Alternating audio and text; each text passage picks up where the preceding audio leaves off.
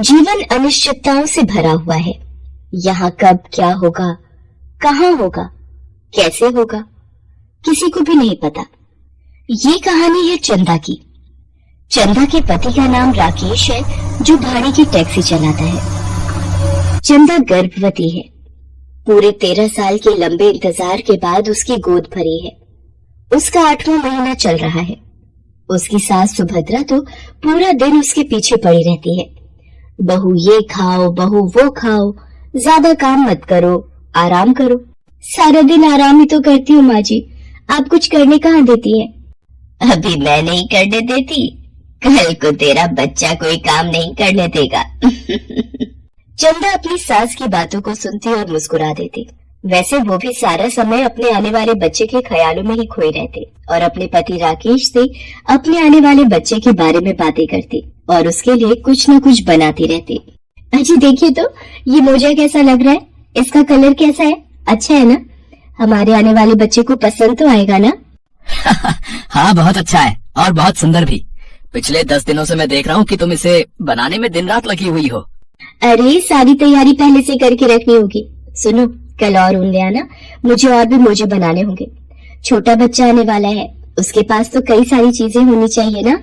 चंदा की बात सुनकर राकेश मुस्कुराते हुए उसे देखता है और महसूस करने की कोशिश करता है माँ की उस ममता को जो अपने अनदेखे बच्चे के प्रति उमड़ने लगती है जब से वो उसकी कोख में आता है। एक दिन की बात है, राकेश काम पर जाने की तैयारी कर रहा था। चंदा अपने घर की सीढ़ियों से नीचे उतर रही थी। तभी अचानक उसका पैर फिसल गया। चंदा सीढ़ियों से लुढ़कती हुई नीचे आ गिरी। उसके सिर में बहुत चोट लगी। ज्यादा खून बहने के कारण वो बेहोश हो गई। राकेश और उसकी माँ चंदा को लेकर तुरंत अस्पताल भागे। चंदा को इंटरनल ब्लीडिंग भी बहुत हो गई है। हमने ऑपरेशन करके उसकी जान तो बचा ली है, लेकिन हमें दुख के साथ कहना पड़ रहा है कि हम उसके बच्चे को नहीं बचा पाए। हे ईश्वर, ये क्या हो गया? ये बात मैं उसे कैसे बताऊंगा? मिस्टर राकेश, हमें आपको एक बात और बतानी है। आपकी पत्नी अब कभी भी माँ नहीं बन पाएगी। 13 साल के लंबे इंतजार के बाद एक बहुत बड़ी खुशी चंदा के घर में आने वाली थी, लेकिन उस खुशी को ग्रहण लग गया था और डॉक्टर की ये बात कि चंदा अब कभी माँ नहीं बन सकेगी, चंदा के जख्मों के दर्द को और भी बढ़ा रहा था। वो बेचारी अपने बनाए छोटे छोटे कपड़े और मोजे को अपने सीने से लगाती और कहती, अब कौन पहनेगा इसे? मैं किसे इसे पहनाकर काला टीका लगाऊंगी? भगवान क्यों, क्यों भगवान क्यों, क्यों मुंह से निवाले को छीन लिया? क्यों सूनी कर दी मेरी कोख हमेशा के लिए? चंदा दुखों के उस सागर में फंस गई थी जहाँ हर ओर दर्द ही दर्द था और उस दर्द के कारण चंदा ना तो ठीक से खाती ना ठीक से सोती। उसकी सास उसे समझाती और राकेश को भी उसे समझाने के लिए कहती, लेकिन राकेश भी उसे क्या समझाता? उसका दुख भी तो कम नहीं था। हाँ वो मर्द था तो उसे मजबूत दिखाना उसकी मजबूरी था, लेकिन चोरी छिपे वो भी रो ही लेता था। ईश्वर, जो होना था वो तो हो गया, लेकिन मेरी पत्नी को हिम्मत दीजिए इस दुखों का पहाड़ को उठाने के लिए। एक दिन की बात है, राकेश ने चंदा को अपने साथ बाहर घूमने के लिए जाने के लिए कहा, क्योंकि उसे लगता था कि बाहर उसका थोड़ा मन लगेगा, लेकिन चंदा ने बाहर जाने से साफ इनकार कर दिया।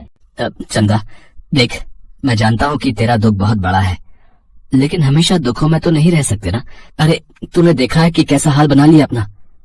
अगर तुझे कुछ हो गया तो मेरा क्या होगा, माँ का क्या होगा? तू जानती है ना, तेरे बिना मैं एक पल भी नहीं सो पाऊंगा।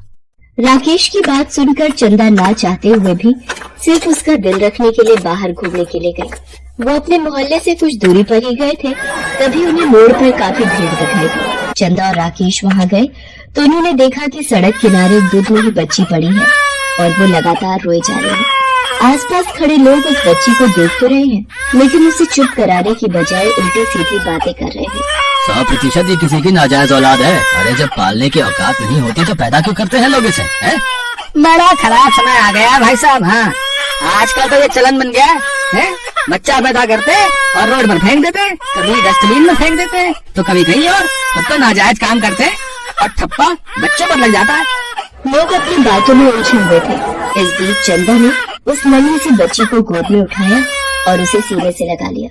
वो बच्ची उसके सीने से लगकर चुप हो गई और चंदा ने पहली बार उस सुख का अनुभव किया जिसे उसने कभी महसूस नहीं किया था। वे दोनों उस बच्ची को घर ले आए। सुभद्रा ने जब उस बच्ची को देखा तो उसके जहन में बहुत सारे सवाल आए कि ना जाने ये किसकी बच्ची है, कैसे घर की है, क्या ये कभी तुझे माँ स्वीकार करेगी? उसने ये बात चंदा से कही तो माँ जी, शायद ये भगवान की ही कोई योजना है, तभी तो ये बच्ची मुझे मिली। क्या हुआ कि मेरी गोद नहीं भर सकती, लेकिन मैं माँ तो बन ही सकती हूँ, और इसके लिए बच्चे का कोख से जन्म लेना तो जरूरी नहीं। कृष्ण भगवान भी कहाँ यशोदा मैया के कोख से जन्मे थे, लेकिन उन्होंने माँ से बढ़कर प्यार दिया था उन्हें। सुभद्रा ने चंदा की बात सुनी और जब चंदा की आंखों में कई महीनों के बाद उन्होंने खुशी देखी तो फिर उसने उसे कुछ नहीं कहा। वो बच्ची इस घर में खुशी बनकर आई थी, इसलिए सबने उसका नाम खुशी रख दिया। खुशी मेरी बच्ची, ये देख तुम्हारी माँ ने क्या क्या बनाया है तेरे लिए, तुझे पसंद है क्या? ये देख छोटी सी फ्रॉक, छोटे छोटे मोजे।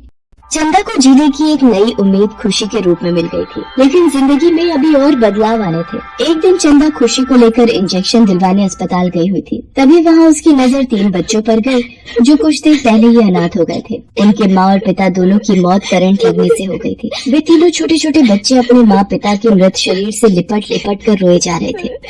बाबा, बाबा उठो ना, बाबा उठो ना। माँ क्या हो गया तुम्हें? उठो ना, आंखें खोलो ना। माँ आंखें खोलो ना। अब हमारा ध्यान कौन रखेगा माँ? कौन हमें खाना खिलाएगा? कौन कपड़े पहनाएगा? स्कूल भेजेगा? हमारे लिए खिलौने लाएगा? चंदा ने उन बच्चों को रोते देखा तो उसका कलेजा फटने लगा। उसे ऐसा लगा कि ये बच्चे उसके हैं और अगर वो उसका ध्यान नहीं रखे तो कुछ भी हो सकता है। इसलिए उसने कुछ नहीं सोचा और उन्हें गले से लगाते हुए कहा, बच्चों मैं तुम्हारी माँ हूँ, तुम लोग बिल्कुल परेशान मत हो, मैं रखूंगी तुम्हारा ध्यान। चंदा उन तीनों बच्चों को घर ले आई। सुभद्रा ने जब उन बच्चों के बारे में उससे पूछा तो उसने उसे सारी बातें बता दी। इस बीच राकेश भी आ गया था। बच्चों को देखकर उसे भी दया तो आई, लेकिन उसके मन में एक ही सवाल आ रहा था कि मैं एक मामूली टैक्सी ड्राइवर हूँ, एक बच्चे को तो किसी तरह पाल ही लूंगा, लेकिन 3 और। चंदा ने सिलाई का काम शुरू कर दिया। उससे पैसे आने लगे तो दोनों की कमाई से बच्चों का गुजारा ठीक से चलने लगा। लेकिन शायद ईश्वर ने कई और बच्चों के लिए चंदा की गोद निर्धारित कर दी थी। कई और बच्चों के द्वारा उसे माँ पुकारना था। इन 4 बच्चों के बाद चंदा 8 और बच्चों को अपने घर लाई। उनमें से कोई सड़क पर भीख मांगता था तो कोई अपाहिज था, कोई अंधा था तो किसी का दिमाग ठीक से विकसित नहीं हुआ था, तो उसके घर वालों ने ही उसे छोड़ दिया था। क्यों फिक्र करते हैं आप? 12 बच्चे हैं तो क्या हुआ? हम इन्हें पालने के लिए और मेहनत करेंगे, दिन रात एक कर देंगे, लेकिन इन्हें तकलीफ नहीं होने देंगे। इन्होंने बहुत तकलीफें झेली हैं। ये इतना आसान तो नहीं है बहू। माँ आप लोग साथ देंगे तो सब आसान होगा। मैं तो इतना जानती हूँ कि ये सब ईश्वर का लिखा हुआ है। तभी तो जिसकी कोख से एक बच्चे का जन्म भी नहीं होना था, वो आज 12 बच्चों की माँ है। राकेश ने टैक्सी चलाना छोड़ दिया और उसने अपनी खाने पीने की दुकान शुरू की। सुभद्रा और चंदा उसका पूरा साथ देते। ईश्वर की कृपा और उन गरीब मासूमों की दुआ का ही परिणाम था कि उनकी दुकान खूब चलती थी। 12 बच्चों की माँ के नाम से वो दुकान इतनी फेमस थी कि लोग दूर दूर से उसकी दुकान में आते और उस औरत के प्रेम को देखते जो उनकी सगी माँ तो नहीं थी, लेकिन